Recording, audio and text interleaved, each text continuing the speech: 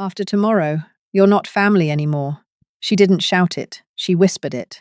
My son's fiancé leaned close, smiling politely, and erased me from his life in a single breath. So I stayed home on his wedding day, holding the scrapbook I made with shaking hands. By noon, the wedding was cancelled. And when the truth came out, I realized her biggest mistake wasn't what she said to me, it was what she thought she could hide. Before I tell you what really happened, I want to ask something small. If stories like this matter to you, if Quiet Strength speaks to you, please subscribe. And tell me where you're listening from. Every story I share carries a piece of my life. And knowing you're out there, listening, means more to me than you know. I still wake up before sunrise. Even now, my body refuses to sleep past 5. 72 years old, and I still make my bed tight enough to bounce a coin. Old habits don't disappear. They settle into your bones. My name is Eleanor Hayes, and for 27 years, my whole world was my son, Michael. When his father left, he didn't slam doors, he didn't scream. He packed a suitcase, left a note on the counter, and vanished. Michael was 7. He stood in the hallway holding a plastic dinosaur. "Mom, when's Dad coming back?" I smiled. "Soon," I said. Then I locked myself in the bathroom and cried into a towel so he wouldn't hear me fall apart. After that, it was just us. I became everything. Mother, father, provider, cheerleader. I worked mornings at the hospital cafeteria, evenings cleaning office buildings downtown. Some nights I came home smelling like bleach and burnt coffee grounds. But I never let him see the tired. I'd warm canned soup like it was something special, clap at his school plays like he was on Broadway. When he brought home a gold star, I taped it to the fridge like it was a Medal of Honor. He grew up gentle, the kind of boy who thanked bus drivers, who held doors open for strangers. When he told me he wanted to be a lawyer, I laughed softly. "Of course you do," he said. "I want to protect people who can't protect themselves, like you always protected me." I didn't cry in front of him. I waited until he left the room. So when he met Vanessa Reed 3 years ago, I truly wanted to like her. She was beautiful, polished, the kind of woman who never looked unsure. The first time we met, she shook my hand firmly. "Mrs. Hayes," she said, smiling perfectly. "I've heard so much about you." It sounded kind, but it felt practiced. I told myself I was imagining it. Single mothers can be protective. We look for cracks in everything. The small moments came first. On Michael's birthday, I baked his favorite cake. Chocolate fudge with peanut butter frosting. Same recipe since he was 10. Vanessa tilted her head. "Oh, that's nostalgic," she said lightly. Then she gently moved the cake aside. "He's watching sugar now. Like I hadn't known him his entire life." Michael laughed awkwardly, kissed my cheek. "Thanks, Mom. You didn't have to." But I saw it, that quick flicker in his eyes. Guilt. I swallowed it. Love requires adjustment, I told myself. When they got engaged, I bought a pale blue dress. Michael once told me that color made me glow. Vanessa took control of the wedding planning. Every detail. The venue. The flowers. The guest list.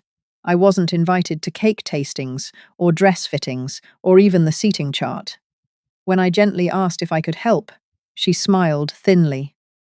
"Just show up looking nice," she said. "We've got everything handled." I laughed.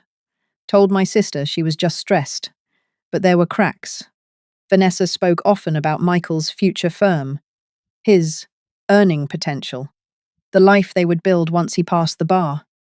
When Michael mentioned pro bono work helping families in need, she'd nod politely, then redirect the conversation to investment portfolios.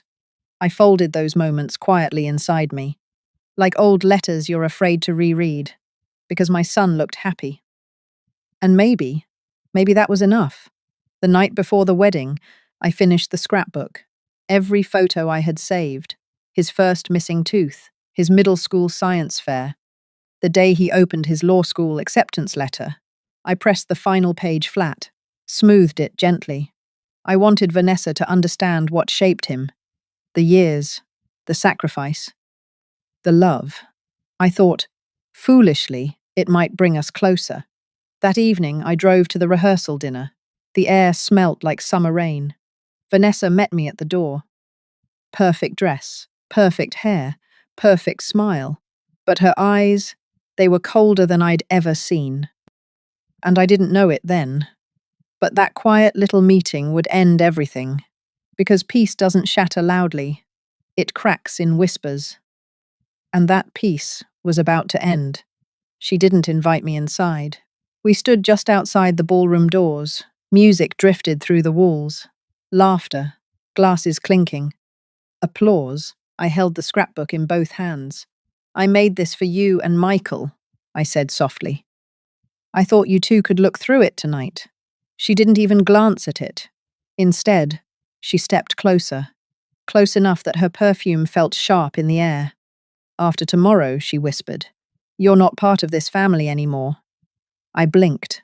Surely I misheard her. I'm sorry? I asked. Her smile didn't change. You've done your part, she said quietly. You raised him. Thank you for that. The words were polite, but her eyes weren't. Tomorrow he becomes my husband, she continued. My family. She paused. And you? You're just extra. Extra. Like spare change. Like a chair in the corner no one needs. My fingers tightened around the scrapbook. I didn't feel rage. I felt something colder. She tilted her head slightly. Don't embarrass yourself by clinging, she added. It's time to let go. Let go. As if I hadn't been letting go in small ways for years, she lowered her voice even more. Michael loves you, she said. But love makes people blind.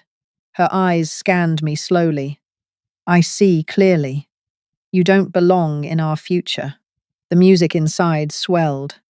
Someone laughed loudly. I stood there, inches from celebration, and felt erased. She reached out and patted my arm. Gentle, patronizing. Sleep in tomorrow, Mrs. Hayes. It'll be easier for everyone. Then she turned and walked back into the ballroom. The doors closed softly behind her. No slam, no drama, just quiet dismissal. I remained there longer than I should have. The scrapbook felt heavier than paper ever should. When I finally walked to my car, I didn't start it right away. I watched guests arrive, smiling, excited. No one noticed me leaving. That night, I placed the scrapbook on my bed. I sat beside it, turned each page slowly. Michael at 7, missing his front teeth. Michael at 12, holding a science fair ribbon. Michael at 22, eyes shining with hope.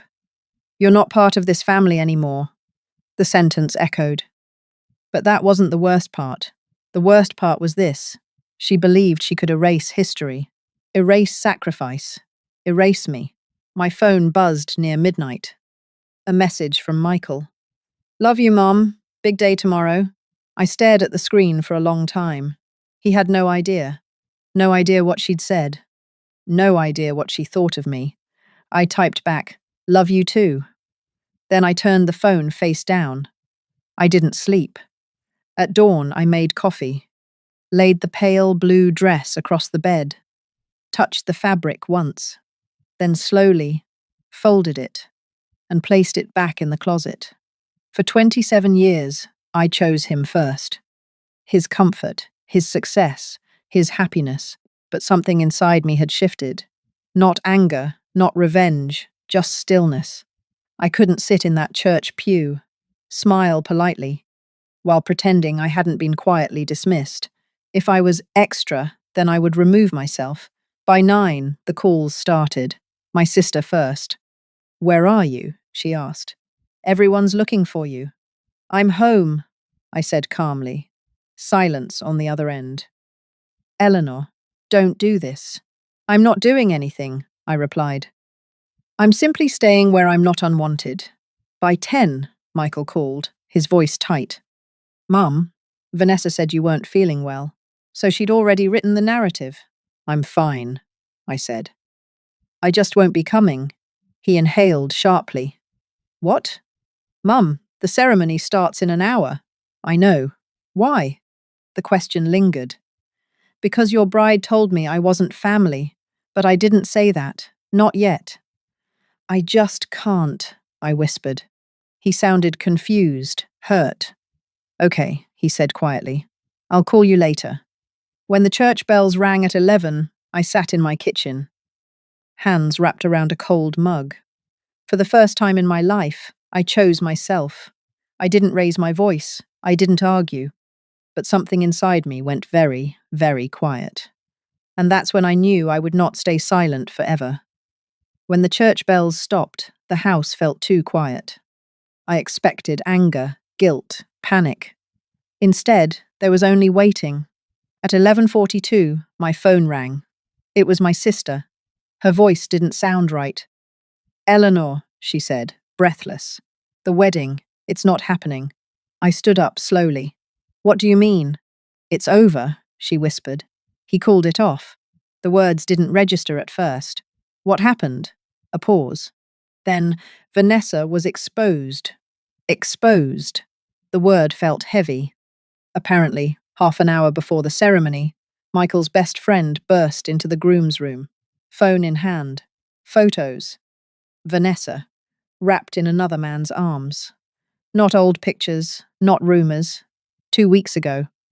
Laughing, comfortable, close. The man wasn't a stranger. It was her boss, the one she called her mentor. Michael stared at the screen. Didn't shout, didn't throw anything. He just stopped smiling. But that wasn't the worst part. Whispers started spreading through the pews. Vanessa's maid of honor, nervous, tipsy, let something slip.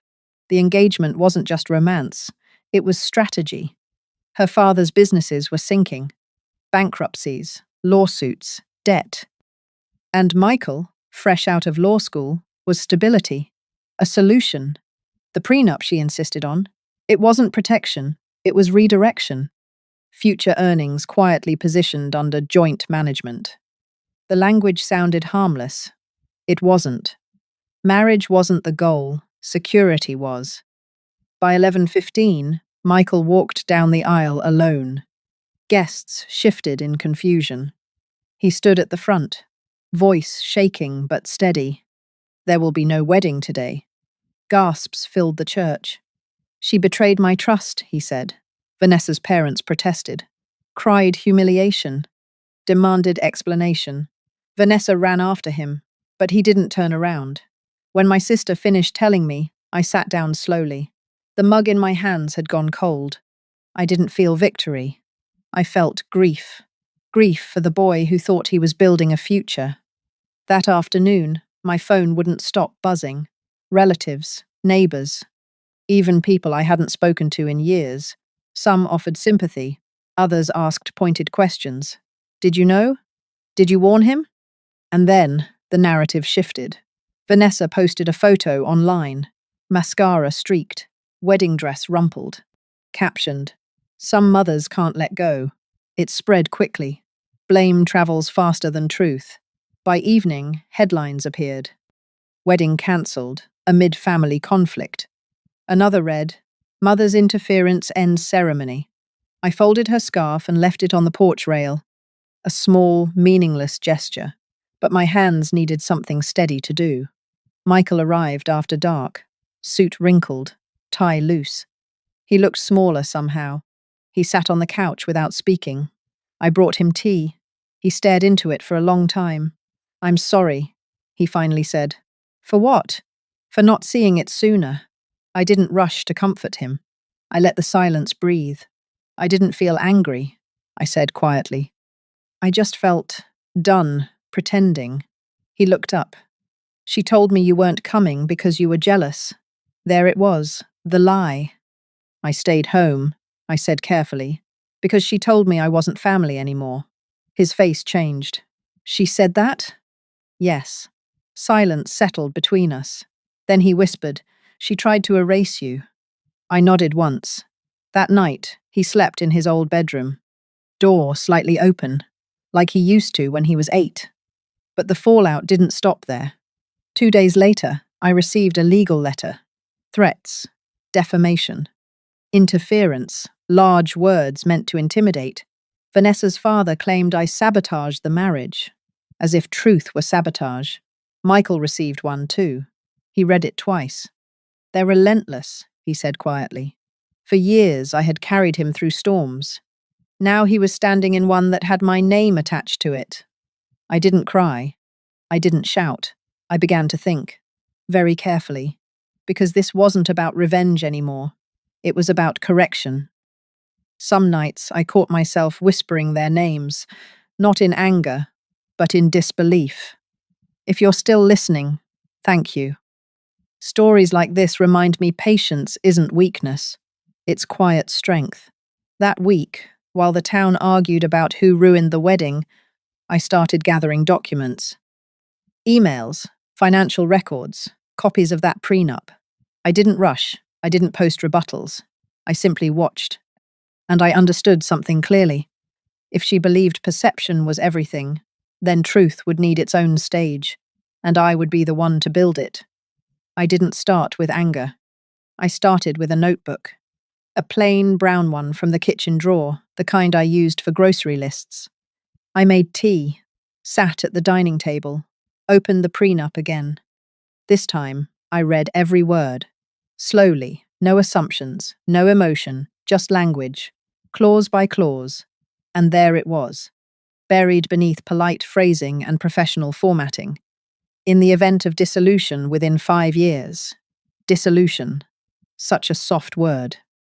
75% of projected earnings to be transferred into accounts under joint management between Vanessa Reed and her father. Joint management, not joint ownership.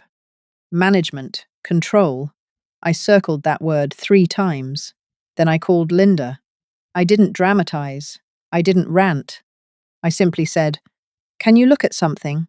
She came that afternoon, glasses low on her nose, red pen in hand. By page 6, she let out a slow breath. "This isn't protection," she said. "This is extraction." We sat in silence for a moment. Sunlight stretched across the table, dust drifting lazily in the beam. "So it wasn't just love," I murmured. "It was leverage." Linda nodded. "And if her family's financial records match this timeline, it becomes a pattern." Pattern. That word stayed with me. Over the next week, I did not argue online. I did not defend myself publicly. I collected emails Michael had forwarded, investment proposals her father had sent, family synergy, shared prosperity, strategic alignment. It sounded corporate, because it was. Michael had never been a fiancé. He had been a financial plan. I contacted a financial investigator, Linda trusted, a quiet man, measured voice.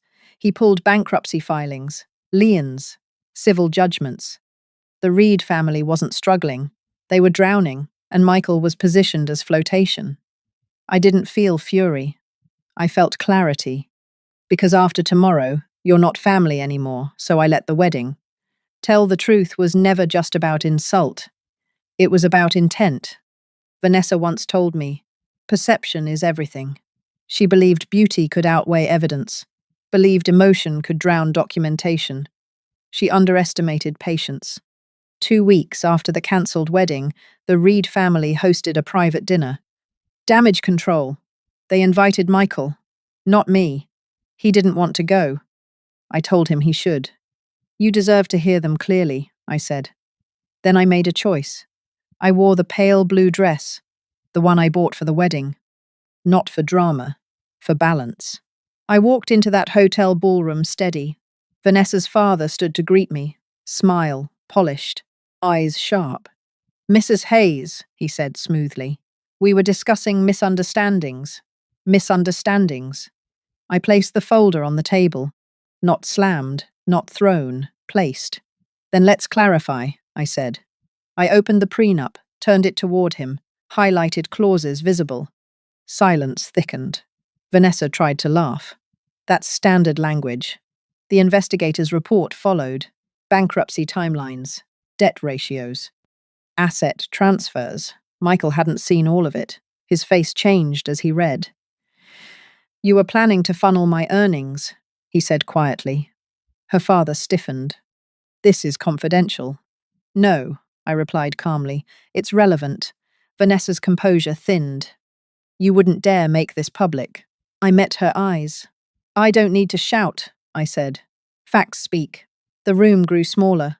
Air heavier. Michael stood. Not angry, not explosive, just steady. "Were you ever going to tell me?" he asked her. She reached for him. "Baby, you don't understand." "I understand enough." For the first time, I saw something firm in him.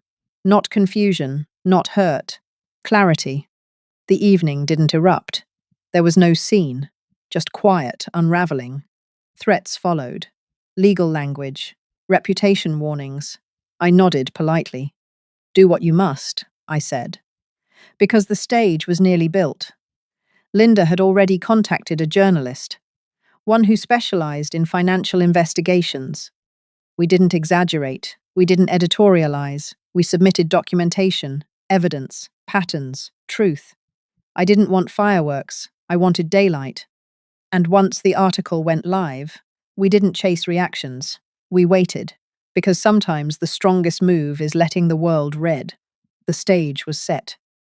All I had to do was wait. The article went live on a Tuesday morning. No dramatic headlines, no flashing graphics, just careful words, documented facts. I was sitting on the porch when Michael called. His voice sounded different. "Mom, it's everywhere." I didn't rush to open it. I already knew what it contained. The journalist had been thorough. Timelines aligned. Financial records verified. The prenup clause quoted exactly as written. Clause 14. 75% of projected earnings under joint management. In print, it looked colder. Within hours, the narrative shifted. Comments changed tone. Questions replaced sympathy. Was she using him? That prenup is predatory. His mother was right. I didn't smile. I just exhaled slowly. Vanessa tried to respond. Another photo, another tearful caption. But this time, the comments were different. Screenshots, document links, facts. Perception had moved. Her father called Michael that evening. I could hear the tension through the wall. "You've humiliated our family," he said. Michael's voice stayed calm. "You tried to use me." He didn't argue. He didn't escalate. He ended the call. Sometimes the loudest moment in life is when you choose not to continue the noise. A week later, Vanessa asked for one final meeting, just her and Michael. He asked me what I thought. I looked at him carefully. "You don't need closure from someone who tried to erase you," I said. "But if you go steady." They met at a quiet cafe. He told me about it afterward. She cried, said the affair was a mistake, blamed pressure, blamed her father, said she still loved him. Michael listened, really listened. Then he asked her one question. "Why did you tell my mother she wasn't family?" She didn't answer right away. Then she shrugged slightly. "I needed boundaries," she said. Boundaries. As if loyalty were clutter. As if history were optional. Michael stood, left money on the table, and walked out. He didn't look back. When he came home that night, he sat beside me on the porch, the same porch where I once watched him fall off his bicycle and get back up again. He leaned back and let out a long breath. "I almost married her," he whispered. I placed my hand over his. "But you didn't." Silence followed. Not heavy, not tense, just settled. Vanessa's family sent one more legal threat. Linda responded calmly. Documented rebuttal. Measured tone. The threats stopped. People who operate in shadows rarely fight in daylight. The town moved on. Headlines faded. Whispers quieted. Vanessa relocated quietly. New city. New job. New audience. Michael threw himself into work. Long hours. Serious cases. He returned to pro bono work, the kind she once dismissed. One evening, months later, he brought the scrapbook out from under my bed. The one I never gave him. He flipped through it slowly, paused at the photo of him at 7, holding that plastic dinosaur. When Dad left, he said softly, I thought we were broken. I smiled gently. We weren't broken, I said. We were rebuilding. He closed the book carefully. You are my family, he said, not out of guilt, not out of obligation, but certainty. And in that moment, I felt something I hadn't felt in a long time. Not triumph, not revenge, freedom. Because after tomorrow, you're not family anymore. So I let the wedding tell the truth. Was never about humiliation. It was about timing. Truth doesn't need force. It needs patience. And in that silence, I finally felt free. There's something I've learned in 72 years. Family isn't erased by whispers. It's revealed by pressure. When Vanessa leaned in and told me, after tomorrow, you're not family anymore, she believed she held the power. But family isn't decided by a wedding, or a signature, or a perfectly staged photograph online. It's built in quiet kitchens, in double shifts. In school projects finished at midnight. In sacrifices no one applauds. I didn't scream. I didn't fight her in the church aisle. I didn't chase her lies with louder ones. I stepped back, and I let the wedding tell the truth. That's the part people misunderstand. Revenge doesn't always look like shouting. Sometimes it looks like patience. Sometimes it looks like allowing someone to reveal themselves completely. The pain was real. There were nights I sat in the dark, wondering if I had failed him, wondering if I should have spoken sooner. But anger is heavy. If you carry it too long, it bends your spine. I chose something lighter, clarity, because respect, once questioned, cannot be forced. It has to be witnessed. Michael saw it, not because I demanded it, but because truth stood in front of him without blinking. And now, our mornings are quiet again. Coffee on the porch. No headlines, no whispers. Just sunlight warming old wood. Maybe justice isn't loud. Maybe it isn't immediate. Maybe it's simply being able to sleep without replaying someone's cruelty in your mind. If someone has ever told you you weren't part of the story anymore, remember this. You don't have to argue your place. Sometimes you step back. Sometimes you wait. And sometimes you let the truth speak in its own time. Because in the end, family isn't claimed by ceremony. It's proven by loyalty. And loyalty, once tested, either breaks or becomes unshakable. Would you have gone to the wedding or stayed home like I did? Tell me in the comments. I read more of them than you think.